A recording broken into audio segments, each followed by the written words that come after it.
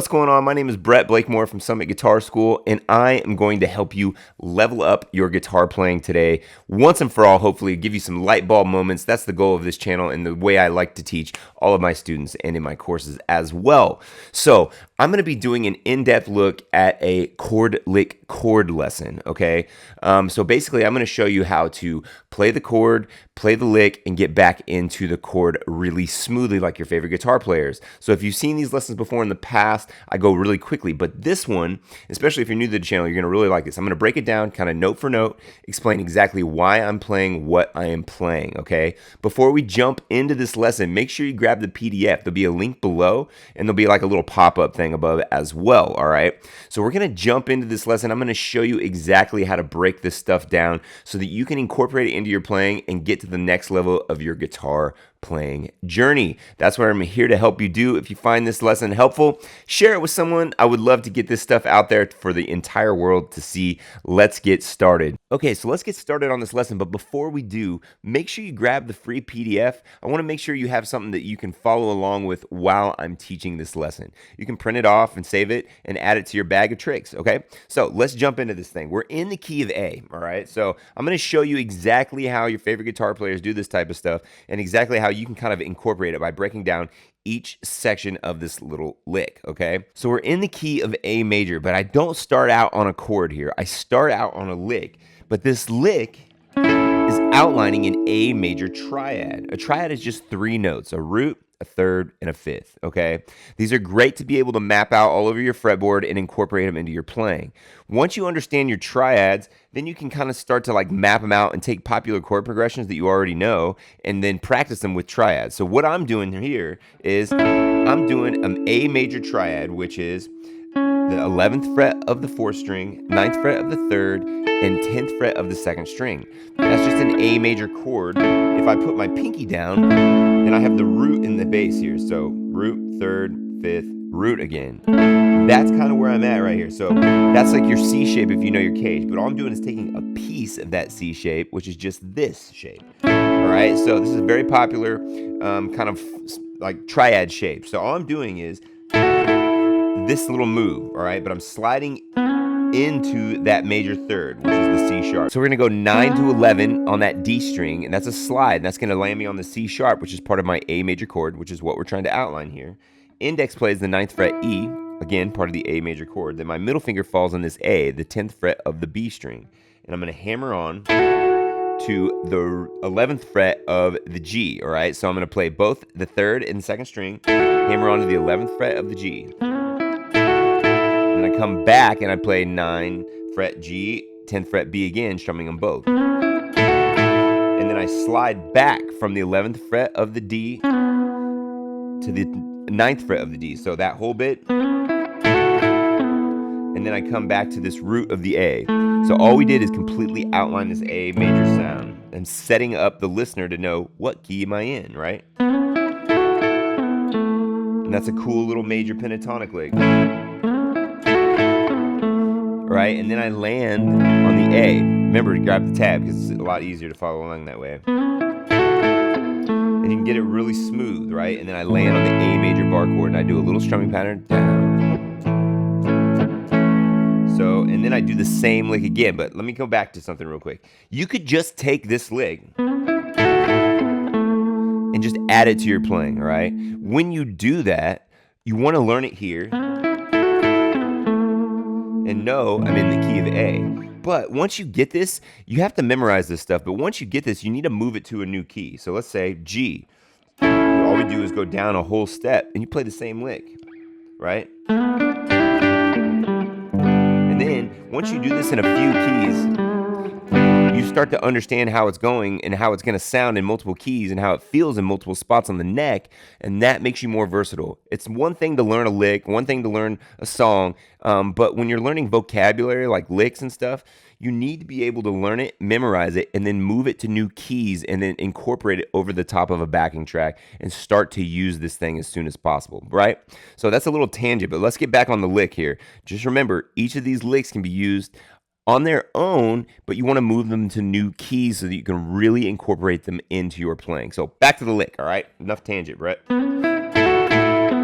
That's where we ended up, and then we went to the A chord, strum, and then we did the same lick again.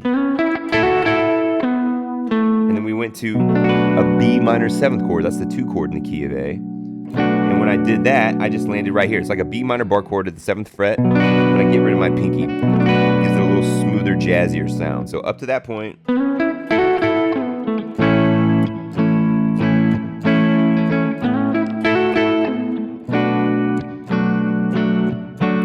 I'm gonna do the lick again. I'm gonna land on a D major chord, okay? And then that's a D major right here, just kind of like the A shape. If you can get away with barring your ring, I think it's easier. Most people think this is easier, but I like this if you can get used to it. A little strumming pattern, and then you end up with one final lick, kind of a country thing with a hybrid picking. So you get a bonus little technique thing to practice this week. So I'm gonna play this whole thing again. To the A chord, keep it groovy.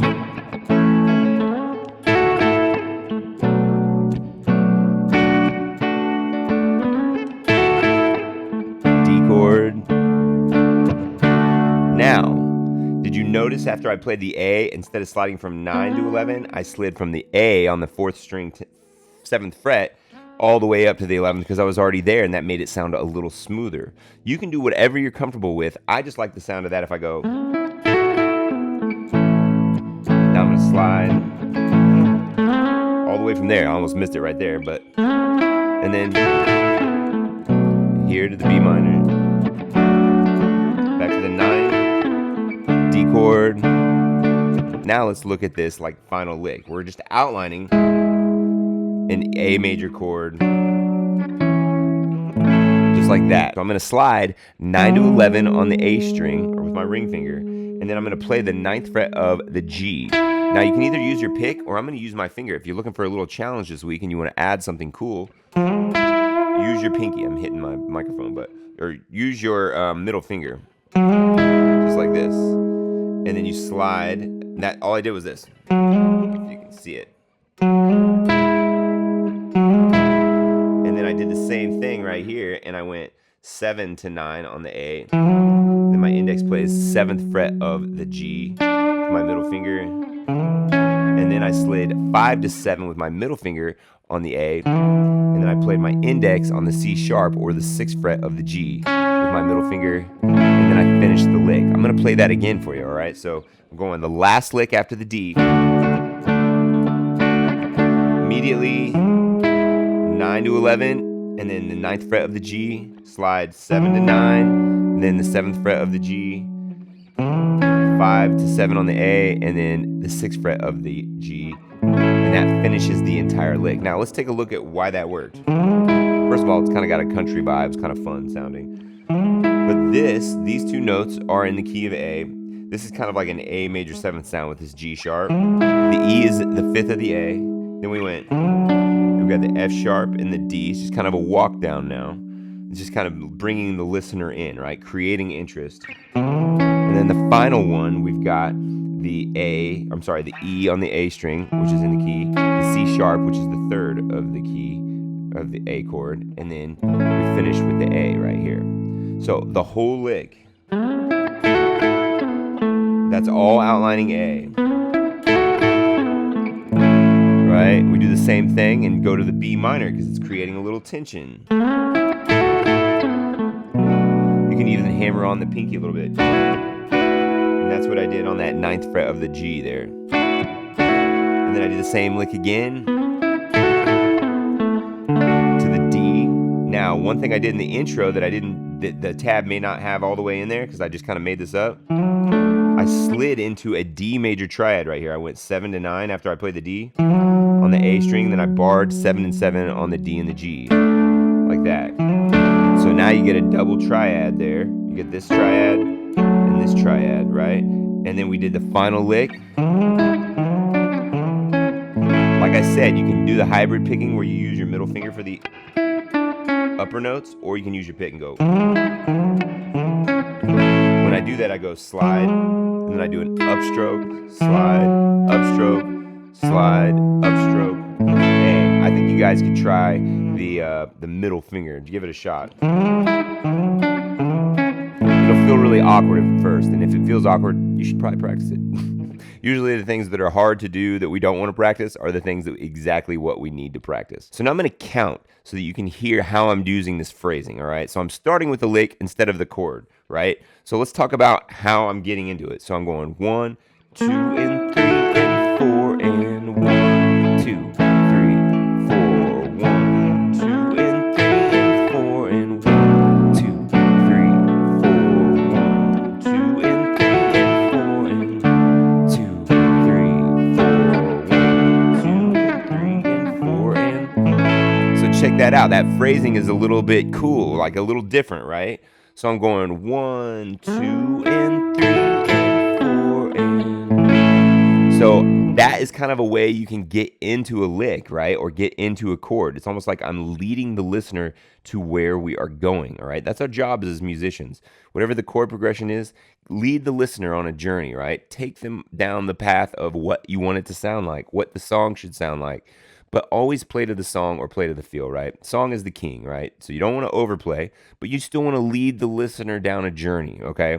So, but it's really important to be aware of your counts, right? If you just start just playing and you don't know your counts, you're not going to get the feel right. So 1, 2, and 3, and 4, and 1, 2, 3, 4, 1, 2, and 3, and 4, and 2, and 3, and 4, and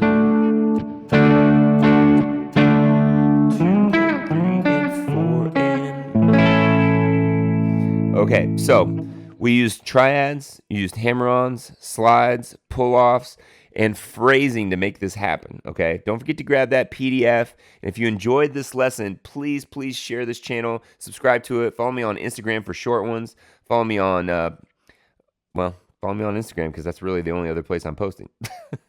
But if you enjoyed this, give me a subscribe, share this channel, download this stuff for the lesson, and I'll see you in the next lesson.